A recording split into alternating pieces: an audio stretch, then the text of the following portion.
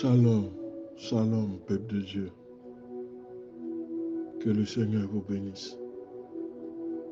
Nous sommes aujourd'hui, jeudi 9 mai.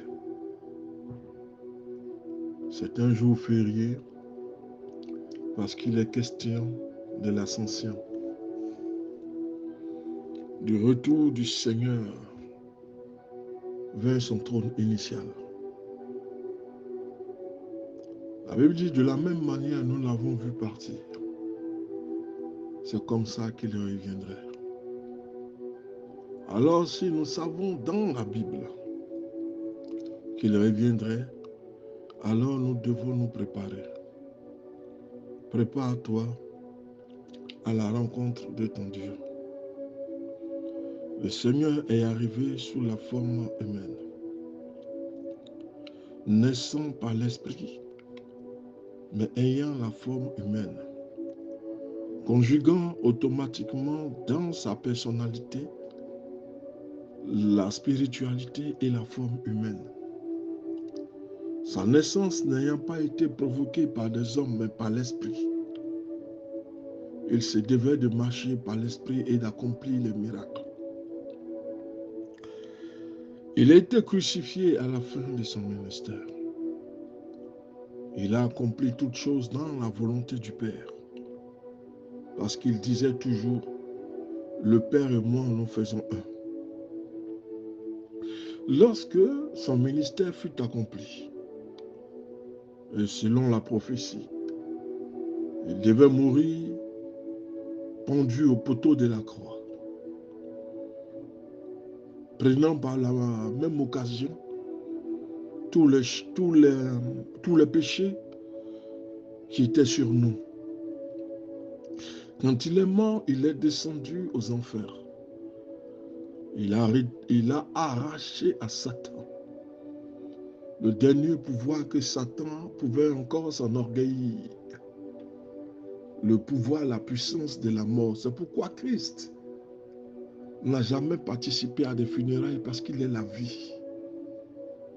Et il communique la vie. Il est ressuscité après un tour dans le Sheol. Il est remonté vers son trône de gloire. Il a dit au Père, Père, honore-moi comme j'étais autrefois. Révèle-moi de la gloire que j'avais lorsque j'étais auprès de toi. Il a accompli sa mission. Il est retourné vers le Père. Il s'est assis à la droite du Père. Il a été glorifié, comme il le dit lui-même. Seigneur, j'ai achevé ton œuvre. Glorifie-moi comme je t'ai glorifié.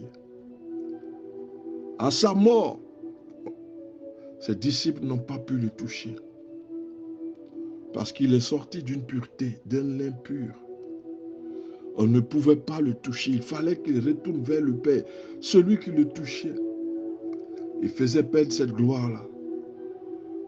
De toutes les façons, sa sainteté et son éclat font de ce que les êtres humains s'en approchaient difficilement. Il est retourné vers le Père. Mais il reviendra. Es-tu prêt? Et l'une des façons d'entretenir, de nous entretenir nous-mêmes, c'est de veiller à notre santé spirituelle, partie 2. Deutéronome 17, le verset 19. Il devrait l'avoir avec lui et la lire tous les jours dans sa vie. L'une des choses que le Messie n'avait de cesse de nous dire, c'est que nous devons lire la parole de Dieu et la mettre en pratique. Tout est dans la parole de Dieu. N'allons pas chercher ailleurs ce qui viendra nous causer des problèmes plus tard. Tout est dans la parole de Dieu. Et l'Éternel tient à sa parole, à l'exécution de sa parole, à l'application de sa parole. Tout est dans sa parole. Lorsque le roi arrivait au pouvoir, il devait copier les Écritures et il devait apprendre les Écritures par cœur afin que personne n'oublie un pan des Écritures. Des années avant le premier roi d'Israël, Saül, Dieu avait confié à Moïse une série d'instructions, une suite d'instructions que devrait étudier, que devrait observer tous les futurs monarques. Le prophète écrivit ceci: lorsque tu seras entré dans le pays que le Seigneur, ton Dieu, te donne, que tu y habiteras et que tu diras, je veux placer un roi à ma tête, comme toutes les nations qui m'entourent. Tu pourras placer un roi à la tête, celui que le Seigneur, ton Dieu, aura choisi pour toi, mais qu'il n'ait pas un grand nombre de chevaux et qu'il n'ait pas un grand nombre de femmes. Le Seigneur le savait et le Seigneur le disait. Il prophétise par Moïse qu'il n'ait pas un grand nombre de femmes, parce que c'est une source de perdition quand nous en avons trop de femmes. Regardez la fin de certains rois, de personnes en qui Dieu avait mis sa confiance, tels que David, tels que Salomon. Regardez ces personnes-là, qui avaient tellement de femmes et de concubines, que vers la fin, ils ont commencé à devenir apostats. C'est pourquoi l'Éternel nous met en garde face au nombre incalculable de femmes que vous voulez avoir. C'est source de perdition. Combien de femmes vous voulez toucher afin de vous satisfaire?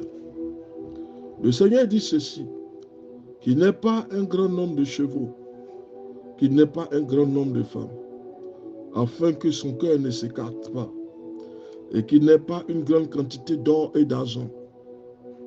Quand il sera assis sur son trône royal, l'Éternel met devant chaque homme de Dieu, ou devant chaque homme, on va dire en général, l'or et l'argent, et les femmes. Deux sources qui écartent les hommes de Dieu des ministères: l'opulence, l'arrogance. Même quand Dieu t'élève, apprends à cultiver l'humilité. Le prophète Moïse écrivit, et je reprends: lorsque tu seras entré dans le pays que le Seigneur, ton Dieu, te donne, que tu y habiteras et que tu diras, je veux placer un roi à ma tête, comme toutes les nations qui m'entourent. Tu pourras placer un roi à la tête, celui que le Seigneur, ton Dieu, choisira, mais qu'il n'ait pas un trop grand nombre de chevaux, qu'il n'ait pas un trop grand nombre de femmes, afin que son cœur ne s'écarte pas, et qu'il n'ait pas une grande quantité d'or et d'argent quand il se sera assis sur son trône. Il écrira pour lui dans un livre un double de cette loi. Il devra la voir avec lui, la lire tous les jours de sa vie, afin d'apprendre par cœur, afin d'apprendre à craindre le Seigneur son Dieu et à observer toutes les paroles de cette loi et toutes ses prescriptions en la mettant en pratique. Tout roi qui arrivait au pouvoir, qui s'asseyait sur le trône, devait écrire cette loi de Moïse. Il devait la réécrire de façon textuelle. Il ne doit pas ajouter, il ne doit pas retirer. Tous ceux qui arrivaient au trône devaient recopier cette loi de façon manuscrite. Il devait la garder, la mettre au chevet, afin d'apprendre la loi par cœur. Le Seigneur, par le prophète Moïse, a donné des avertissements. L'or et l'argent. Nous ne parlons pas de pauvreté. C'est vrai, certains disent qu'un chrétien doit être pauvre, mais pourquoi est-ce que d'ailleurs le chrétien doit-il être pauvre? Non, c'est une fausse doctrine. L'or et l'argent appartiennent à l'Éternel. David dit que je suis né, j'ai grandi. Je n'ai jamais vu quelqu'un manquer de quelque chose.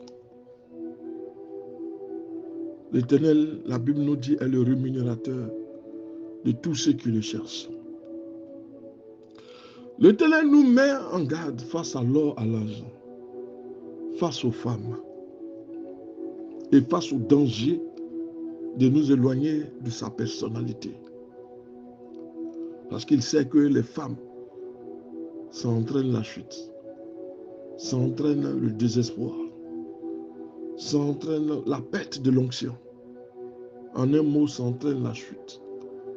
La richesse peut nous éloigner du Seigneur, comme les femmes. Et j'en ai déjà pris deux exemples, celui de David et de Salomon, qui par la fin sont devenus des hâtés. Celui de Akab lui-même, qui avait une seule femme, Jézabel, mais qui était aussi athée. Déjà, avec une seule femme, il y a beaucoup de problèmes à gérer. Avec plusieurs, comment allons-nous nous en sortir? C'est pourquoi l'Éternel nous met en danger face à toutes ces choses-là. Une seule femme vous suffit. Le peu que l'Éternel te donne, il sait que cela peut subvenir à tes besoins ou aux besoins de ta famille. Si on veut épiloguer sur l'argent, ou certains en font une doctrine,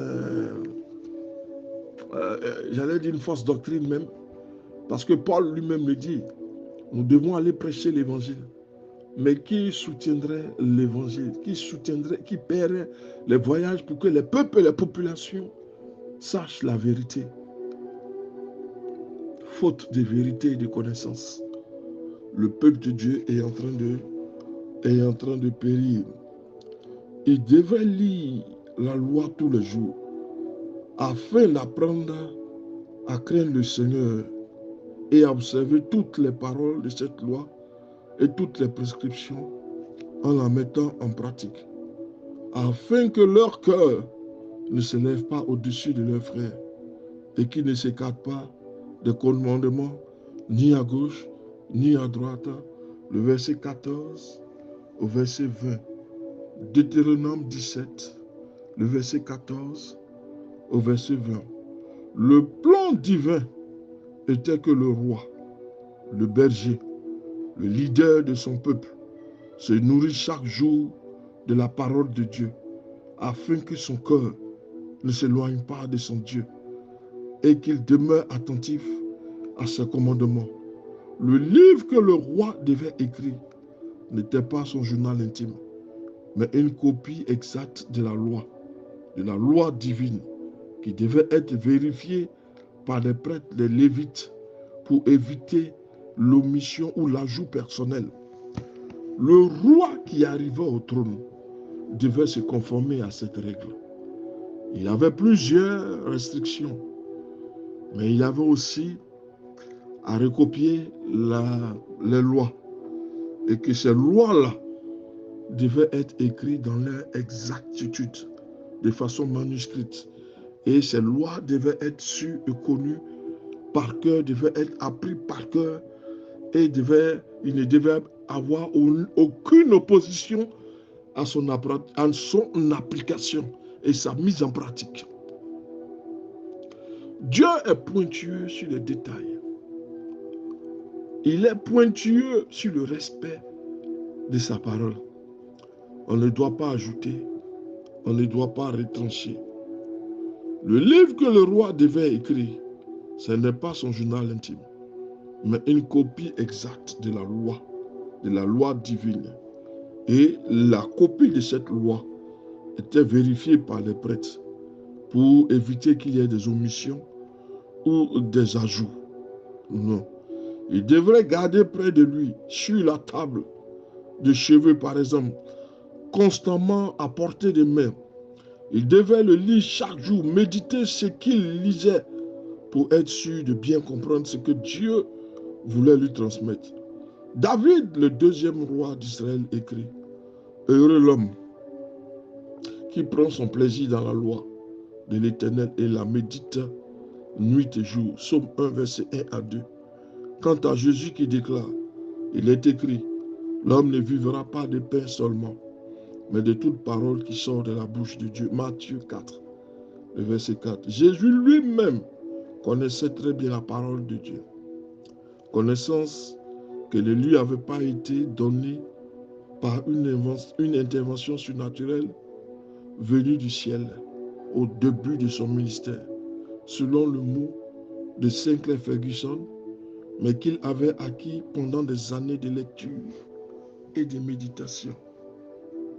Ta santé spirituelle, ta croissance spirituelle dépendra de la lecture et de la mise en pratique que tu feras des lois et des ordonnances de Dieu. Que Dieu te bénisse.